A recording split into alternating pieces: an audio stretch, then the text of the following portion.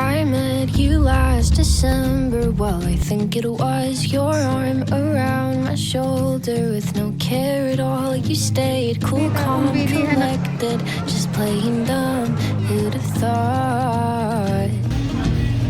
Yeah, you were so cool, so different. Yeah, I bet you were bending over backwards just to say a word, and you think you're funny now. Hi guys! Today we're finally heading to Krakow. Another journey, another memories to make. Quick travel day lang pero sure na puno ito ng little surprises and good moments. Let's go! At ito nga guys, habang nandito kami sa Warsaw Central Station, aba si Love ay napalaban pa dito kay Milka at nanalo naman siya ng chocolate. May sukli pa. Pakita mo daw yan guys. Yan, nandito tayo sa McDo guys. Tapos yung kasi paano daw yan? Tara! Thank you! Dumiretso na nga kami sa platform para sa train namin papuntang Krakow. At ito na nga guys, sa muling pagkakataon, makakasakay naman tayo ng train. Hinanap muna namin ang aming seat number at grabe, ang ganda ng train. Sobrang linis, maayos at parang nasa airplane ka sa loob. Ang komportable tignan kahit hindi pa nagsisimula ang biyahe. Excited na talaga ako. Kasi guys, sa totoo lang, sa sobrang busy namin ni Love sa araw-araw, ngayon lang ulit kami bibiyahe ng malayo. Napansin ko rin ang cute na maliit na lamp sa gitna ng seat namin. Ang cozy tignan, parang ang sarap lang mag-relax lalo na sa loob ng train. Tapos may charging area pa pala sa ilalim ng upuan. So very convenient talaga lalo na kapag lowbat ka habang nagta-travel. Kasi mahilig magbasa. At ilang minuto na lang guys ay aalis na ang ating train. Sobrang excited ko talaga guys kasi first time ko itong makapunta sa Krakow. Kaya tara na!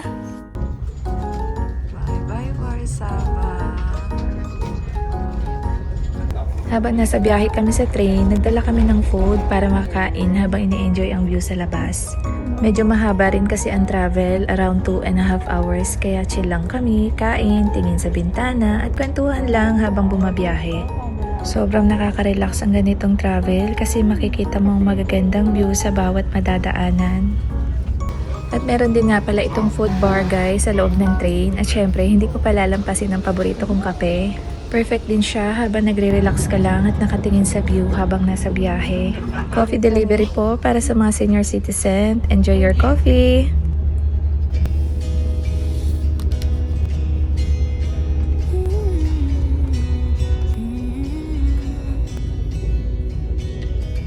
What if we make believe?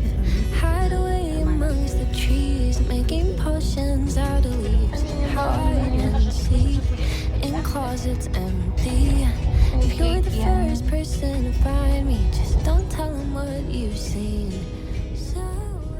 After 2.5 hours guys, andito na tayo. Finally, excited na akong bumaba.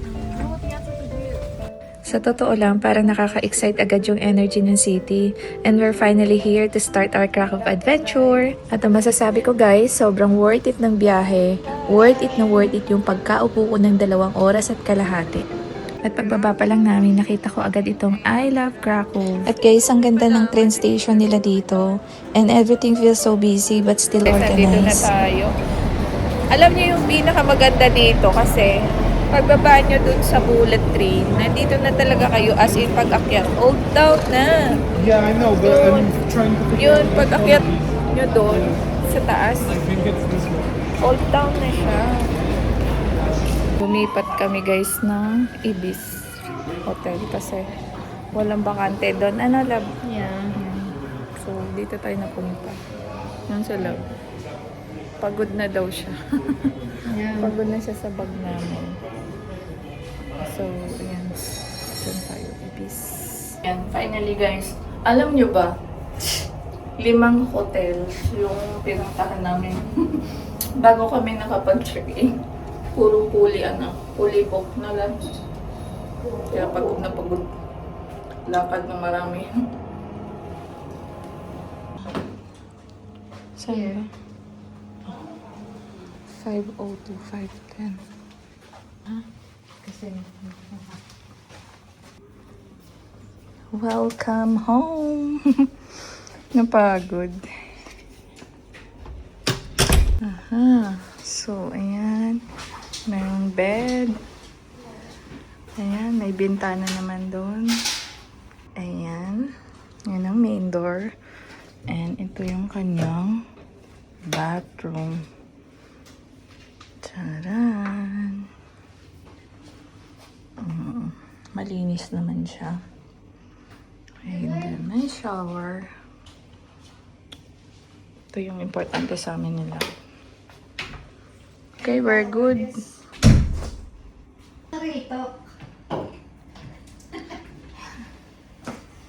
Dito na tayo. Gusto ko na. Kasya na rin saya? Kasya na to saya? Yeah. Ay, napagod ako. Parang gusto ko na matulog. Bo. Lumalo ko lang dito para matulog. Ba naman? Tara na. Hop on, hop on. Sabi ito, ba't di mo yun? Susuotin mo lang? Mainit naman. I don't know. Maluwag siya, guys. Maluwag. So, pwede mo. Iko-commenda daw itong aking barkada. Tayo ay magkape muna, guys. Ba? Nagbabasaya. Ang ganda naman naman dito, di ba? Isa lang pa bintana.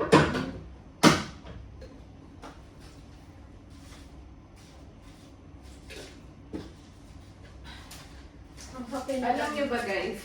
May kukwento ako sa inyo. Sobrang napagod kami sa paglalakad kasi yung 5 na hotels yung napuntahan namin bago kami nakabook kasi fully book lahat. So, sa mga magta-travel, no, dapat talaga magbo-book na kayo online. Lab? Kasi pagdating nyo pa lang dito sa lugar, saka pala kayo medyo mahirap. Parang, ewan ko lang, no, kasi sa Warsaw, daming hotel kasi doon. Yun. Kaya maraming option. Dito kasi pagdating namin siguro dahil holiday ngayon. Lab? No? Yeah. Kaya. Yun lang. Kape tayo. Dito naman. Nabukas na tayo magsasalmay. Kasi wala na, hindi na. 30 minutes pa pupunta na. Pagdating namin sa hotel room, nag-decide muna kami na magpahinga sandali after the trip. Syempre para makabawi na energy bago kami mag-explore sa city. At ito nga sila, nagtimpla ng paborito naming kape habang nagpapahinga sandali. Ang sarap lang ng ganitong slow moment after travel. Quiet, cozy, and just enjoying the space. Yung bed, ang laki at very comfortable. Perfect talaga for a couple. Sakto lang na magpahinga after a long travel. Tapos may sopa rin sa side na sobrang cozy tignan at ang sarap lang umupo habang nagkakape. And this is the St. Mary Basilica Church. Wow! It's so big and beautiful. Sobrang ganda ng structures from the outside pa lang.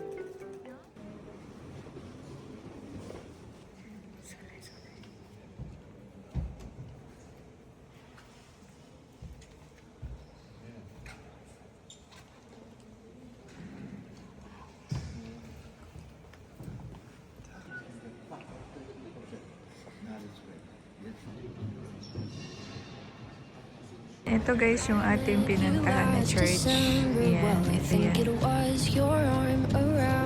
Basilica Church. Ito yan siya. Wait lang. Ayan, ito yan siya. Oh. Yan yung simbahan na pinuntahan natin sa loob.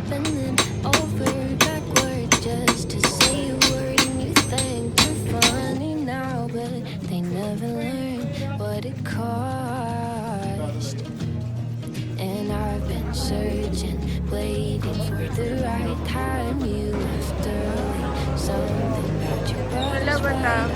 Ang laki pala dito. Kita akong bilihan ng ano. Ha? Doon. How do we get even? How do we stay? I don't wanna rush things, but I don't wanna wait for you. How do I know that your feelings could change? I don't know, but I hope so. You're taking over, and you're probably right on most things, but you haven't noticed the way I do.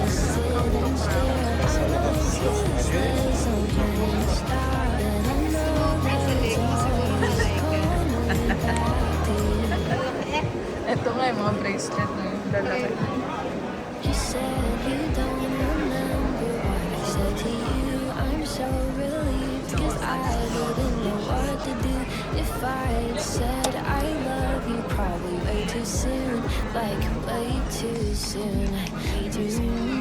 Kinda mean and overbearing, kinda sweet but unaware. Times are changing, but you haven't since then. Just give the small talk, say you wanna love me till your lungs give in, or just maybe are you? At ayan guys, finally, nakita na din namin itong cheese pasta restaurant. Sobrang hilig ko sa cheese, kaya naman excited na ako matikman ang cheese pasta nila dito. Na-amaze talaga ako kung paano nila lutuin dito mismo sa loob ng malaking cheese na bilog. Sobrang sarap talaga ng cheese pasta nila rito guys, at lasang-lasa yung linamnam ng cheese. Kaya naman pala, napakarami ng mga kumakain dito. Masasabi ko talaga na sobrang worth it ng pagbisita namin dito sa Krakow.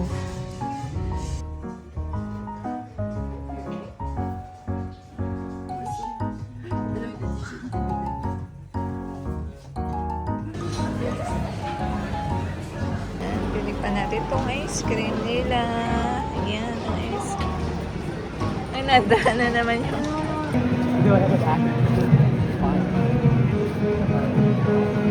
Umaraw, ano to?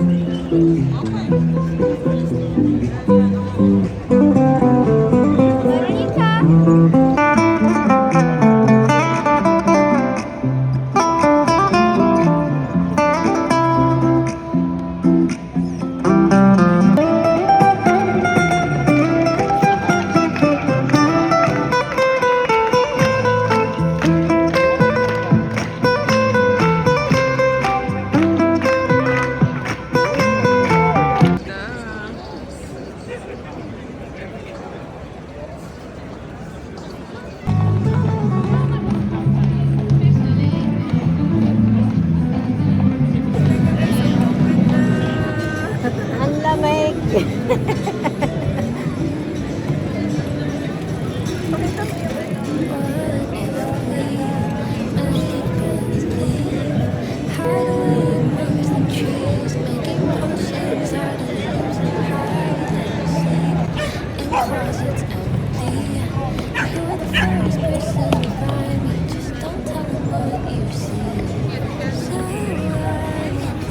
Think that I might make up for lost time that we wasted. So next time our paths realign, we'll catch up on past lives and laugh about these childlike things, like fights and makeup, first dates and paper and all these childlike things.